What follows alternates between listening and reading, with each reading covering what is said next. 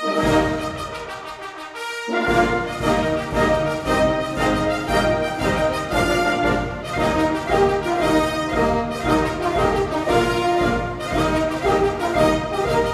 week in Limbourgeois. Bekende Limburgers treden op als muziekdirigent en conferentie in Maastricht over de toekomst van Europa.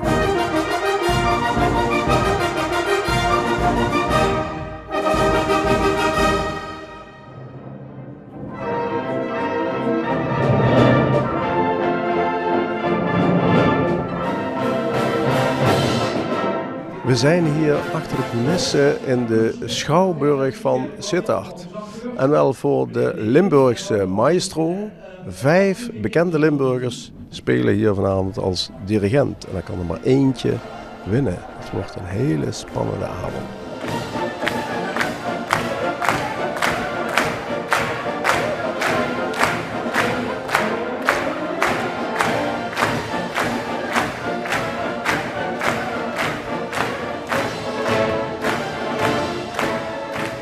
Ja, ik moet zeggen, ik was zenuwachtiger dan ik gedacht had. Ik denk dat duister wel, maar ja, de zaal zit vol. Dus je moet zorgen dat ze wat dat betreft toch wel goed voorstaan is. En voor zo'n zaal in de Schouwburg is toch anders dan voor de gemeenteraad? Ja, absoluut.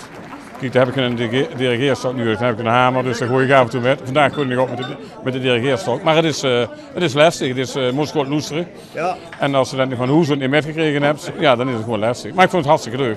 Een geweldig orkest.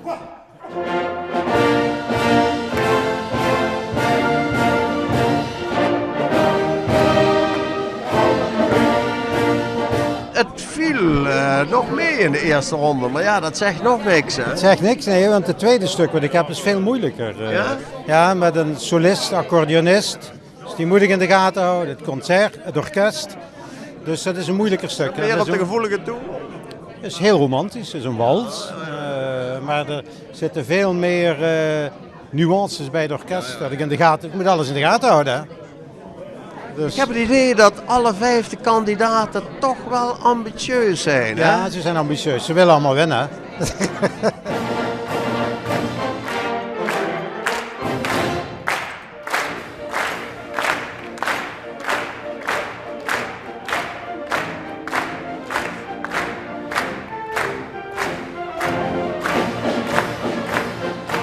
Ik denk dat is eigenlijk een makkie, hè? Want als je gewend bent om met de dirigeerstok te spelen, althans politiek gezien, en dan ook nog de portefeuille cultuur, ja, dan moet dat. Maar ja, de concurrentie is heftig. Hè? Ja, zeker. Maar ik moet je zeggen, dit is het allermoeilijkste wat ik ooit gedaan heb.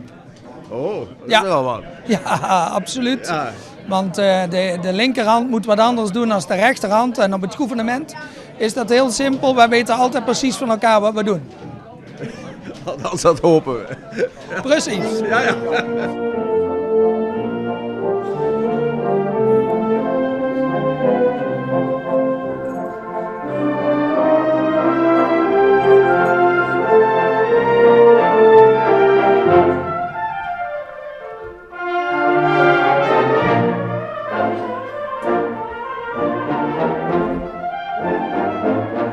Ja, de eerste ronde was niet meteen een makkie, maar misschien dat de outsiders juist in de tweede ronde gevaarlijk uit de hoek kunnen komen. Wie weet, het zal er even moeten afwachten. Hè? Is het spannend of veel het Nou, ik moet zeggen, ik heb Annemarie Deksel zijn dirigeerd dus tijdens het oefenen nog en dat is fantastisch. Ja, echt.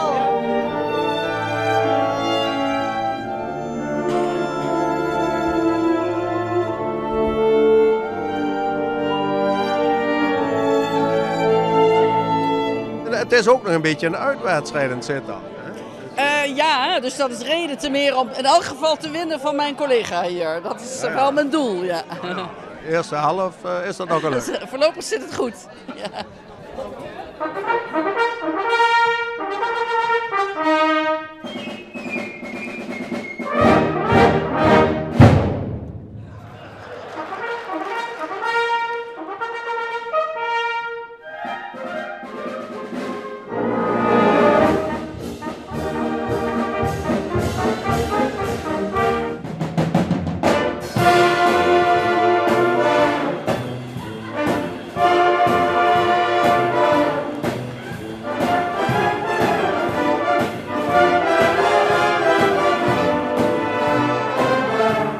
In de tweede ronde namen Annemarie Pen en Ger Koopmans duidelijk afstand van de rest. En konden zij met de triomfmars van Verdi onderling het verschil maken. Volgens de jury haalde de burgemeester van Maastricht het beste uit de Philharmonie van Sittard. En zo werd zij de Limburgse maestro.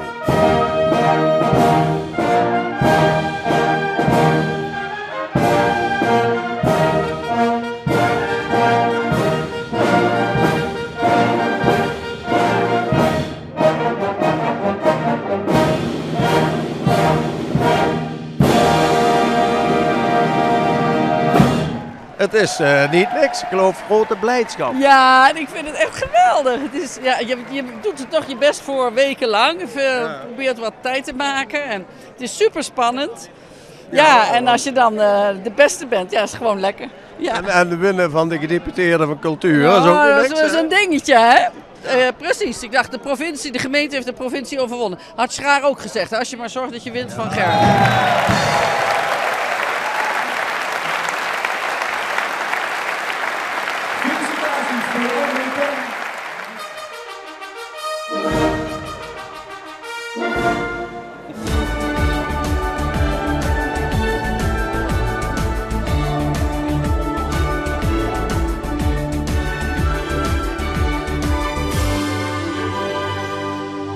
Onder de noemer Europe Calling heeft Maastricht een jaar lang stilgestaan bij het feit dat 25 jaar geleden het beroemde verdrag over onder meer de invoering van 1 Europese munt werd getekend.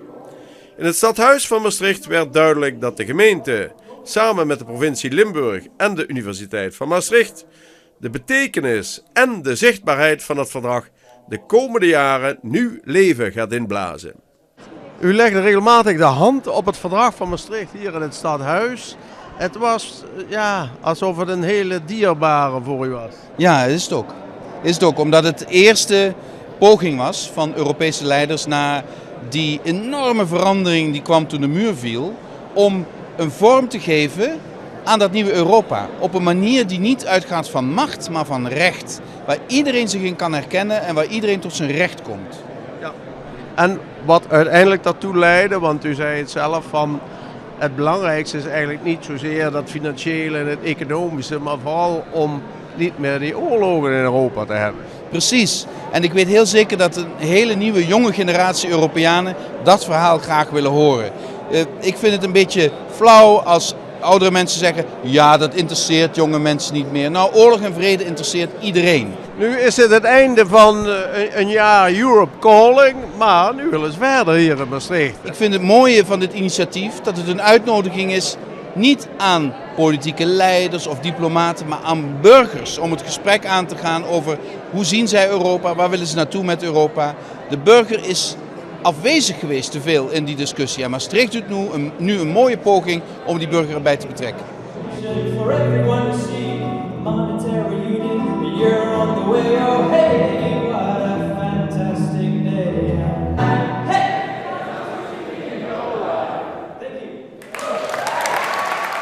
Er is wel eens gezegd van het verdrag van Maastricht, dat heeft Maastricht toch wereldwijde bekendheid gegeven. Ja.